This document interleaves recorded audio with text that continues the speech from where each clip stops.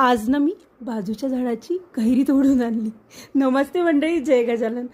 तर आज दुपारच्या जेवणात कैरी आणि कांद्याची चटणी खायची इच्छा झाली। मग काय, गेले टेरेसवर। बाजूचे झाड आमच्या टेरेसवर आलेले आहे, त्याची कैरी तोडून आणली फ्रेश त्याची बारीक काप केले, कांद्याची बारीक काप केले, त्यामध्ये तिखट टाकलं, मीठ टाकलं आणि वरून तेलाचा तडका दिला। अशी चटणी रोज उन्हाळ्यामध्ये तोंडी लावायला जेवणासोबत खूप छान वाटते। नक्की ट्राय करून बघा, भरपूर जण खातच असतात अशी।